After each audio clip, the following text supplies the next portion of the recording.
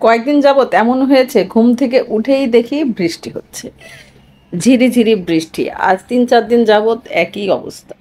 বৃষ্টি ভালো লাগে, এত ভালো লাগে না। আসসালামু আলাইকুম, শুভ সকাল সবাইকে। কেমন আছেন সবাই? আশা করছি ভালো আছেন। আলহামদুলিল্লাহ, আমরাও ভালো আছি। তো এই তো বৃষ্টিময় একটা দিন আবার শুরু হলো। বৃষ্টি ভালো লাগে, কিন্তু অতিরিক্ত বৃষ্টিও ভালো লাগে না। দেখা যাচ্ছে চারদিক স্যাঁতসেঁতা, জামাকাপড় শুকে না, রাস্তায় কাদা, মানে বেশ অশান্তির একটা বিষয়। তো আমার ঘরের বারান্দার একেবারে জামা কাপড়ে ভরা, ঘরের ভিতরেও ভরা। রাতে দেখা যাচ্ছে কিছু এই যে ফ্যানের নিচে এনে রাখি, বারান্দায় থাকে, মানে জামা কাপড়ের স্তূপ হয়ে গেছে। আর বারান্দায় দেখেন বৃষ্টি এসে ভরে গেছে। তো যারা ভিডিওটা দেখা শুরু করছেন, অবশ্যই আমার ভিডিওতে একটা লাইক দিয়ে পুরো ভিডিওটা দেখবেন, কারণ আমি কয়েকদিন পর পর ভিডিও ছাড়ি।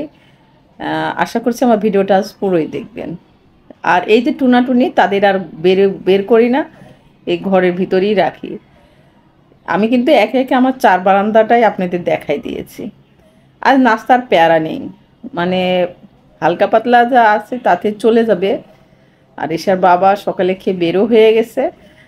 তো ভাবলাম আগে কাজগুলো গুছাইনি। তো টেবিলটা ভালো করে মুছে ঘরগুলো ঝাড়ু দিয়েছি, দিয়েই তো রান্নাঘরে চলে এসেছি। রান্না যেটাই করি না বা যেটাই খাই না কেন, খেতে হবে। খালি পেটে আমি থাকতে পারি না, আমি অন্তত থাকতে পারি না। তো চা বানাবো, আর এই যে ব্রেড টোস্ট, এগুলো হালকা ঘি দিয়ে ভেজে নেব, এটাই হয়ে যাবে। আর আছে ফ্রায়েড রাইস, সেটা রেহান আর এশাকে গরম করে দেব। এশার বাবাও কিন্তু এই চা পাউরুটি খেয়েই বের হয়ে গেছে, খুব সকালে চলে গেছে তো। আর এখন আমি খেয়ে নিব। চাটা অনেক দিনই খাওয়া হয় না, আবার শুরু হয়েছে নতুন করে খাওয়া। চা একবার যারা নেশা শুরু হয় খাওয়ার, তারা কিন্তু নেশা ছাড়তে পারে না। তো তারা ফ্রায়েড রাইসও হালকা পাতলা খাইছে, আর কি আমি চা খাবো। দেখেন আমার ছেলে বসে গেছে, এজন্যই চাটা মূলত আমরা বাদ দেওয়ার চেষ্টা করছি, যে রেহান বাবু যেই চা খায় না কেন তারটাই কেড়ে নিয়ে খেয়ে নেয়। তার জন্য তো এত দুধ চা ক্ষতিকর। তো খাওয়া দাওয়া শেষ করছি, একটু বসেও থেকেছি। তারপরে কয়েকদিন আগে ছোট চিংড়ি নিয়ে এসেছিলো, সেগুলো একটু বেছে নিলাম। আজ সবজি রান্না করব, মানে ঘরে যা কিছু আছে তাই আজ রান্না বান্না। তো সেজন্য চিংড়িটা হালকা বেছে নিলাম। আমি কিন্তু কাটাকুটিও করে নিয়েছি দুপুরের জন্য। তো রান্না করব চিংড়ি দিয়ে একটু সবজি আর মিষ্টি কুমড়া ভাজি।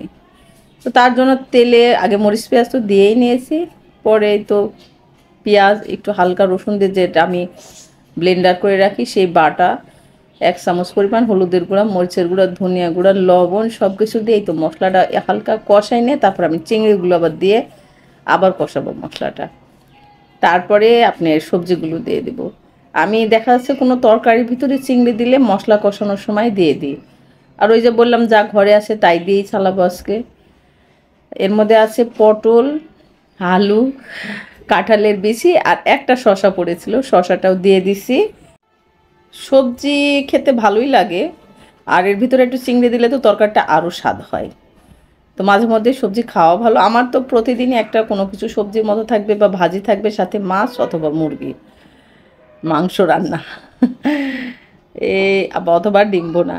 এভাবেই প্রতিদিন আসলে কেটে যায়। আসলে একজন গৃহিণীরই বোঝে যে আসলে প্রতিদিন কি রান্না করব, এটা যে কতটা কষ্ট বা কতটা ঝামেলা। আমার মনে হয় এর থেকে অঙ্ক সলভ করা অনেক সহজ। আর এই প্রতিদিন কি রান্না করব, এটাই অনেক বড় টেনশন। তো আমার এই যে তরকারিটা হয়েও গেছে। আর আরেকটা মিষ্টি কুমড়া ভাজির তরকারি আমি বসাই দিয়েছি, দিয়ে এই যে এসব বাবা আবার বাজার নিয়ে এসেছে, হঠাৎ দেখছি আবার বাজার নিয়ে চলে আসছে। তো সেগুলো ঢালতেছিলাম। পেঁয়াজ আলু সবই নাকি দাম ঊর্ধ্বগতিতে।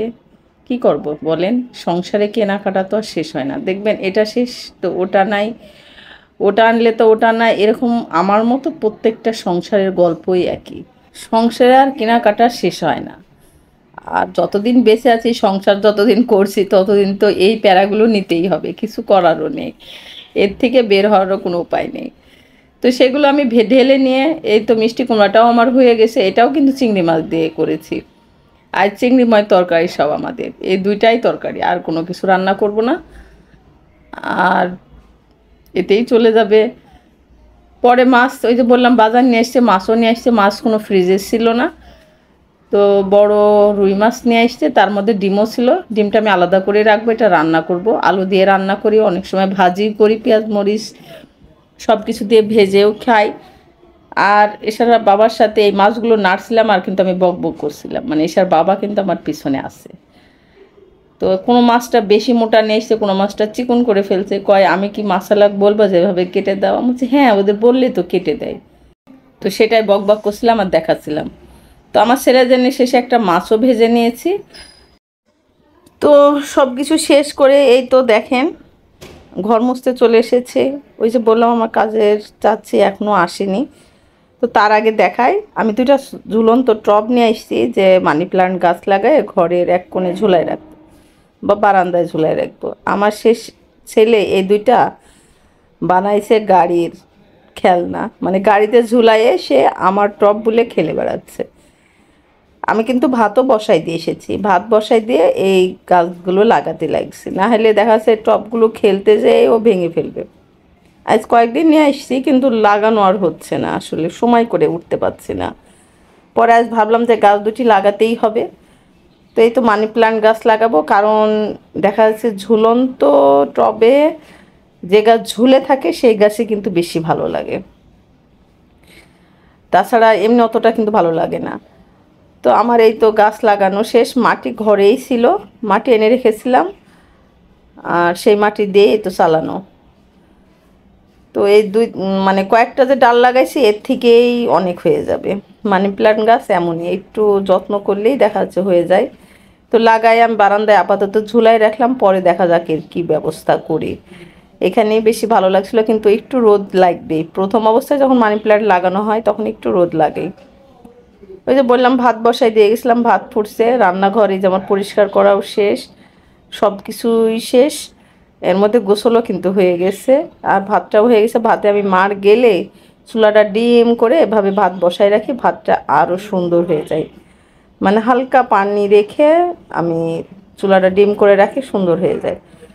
পরে সব কিছু শেষ করে এই তো খাওয়া দাওয়া করা। আর বাড়ির কাগজি লেবু গন্ধ সুন্দর, খেতেও ভালো, আর ভাতের সাথে লেবু খেতে ভালোই লাগে। ভাত বা বিরিয়ানি এই দুইটার সাথেই দেখা যাচ্ছে আমি লেবু খাই, বা খিচুড়ি। লেবুটা আমার বেশ পছন্দ। আমার বাসায় আমি এসা দুজনাই খাই, এসার বাবা খায় না লেবু, আর এই লেবু খেতে তো আরও ভালো লাগে। তো এতক্ষণ ভিডিওটা যারা দেখছেন কেমন লাগলো অবশ্যই কমেন্ট করবেন, আর যদি ভালো লাগে অবশ্যই আমার চ্যানেলটাকে সাবস্ক্রাইব করবেন, আমার পাশে থাকবেন। যদি আরও ভালো লাগে তাহলে অবশ্যই ভিডিওটা শেয়ার করে দেবেন। কথা তো অনেক কিছুই আসলে বলি, তাই না? দেখা যাচ্ছে আমার পরিবারের গল্প, আমার জীবনের গল্প, আমার সংসারের গল্প কেউ সাধারণভাবে তুলে ধরে, কেউ অসাধারণভাবে তুলে ধরে। যেহেতু আমরা খুব সাধারণ জীবনযাপনই করি, মধ্যবিত্ত ফ্যামিলি আমরা, তো সেই গল্পগুলোই আপনাদের সাথে শেয়ার করি। যা করি আমি সেটাই কিন্তু আপনাদের সামনে তুলে ধরি। তো পরে বিকেলে মনে হলো না গাছগুলো একটু রোদেও দিতে হবে, তো বৃষ্টি সেই সময় হচ্ছিল না। পরে ছাদে আমি গাছগুলো দিয়ে আসছি। এখানেও কিন্তু 3-4টা টব আমার আছে, সব টব না, এখানে কার আছে টব আমি জানি না, ছাদে আসলে ওইভাবে যাওয়াও হয় না। আর আকাশটা দেখেছেন এখনও কিন্তু মেঘলা। একটা ড্রাগন গাছ আছে আমার, আর 2-3টা অন্যান্য গাছ আছে, তাছাড়া এইসব টব কার জানি না। তো আকাশটা তাই দাঁড়ায় দাঁড়ায় দেখছিলাম যে এই মেঘলা ছুটবে যখন, তখন আবার গরম শুরু হবে। তো আমার ভিডিওটা এতটুকুই। আল্লাহ হাফেজ।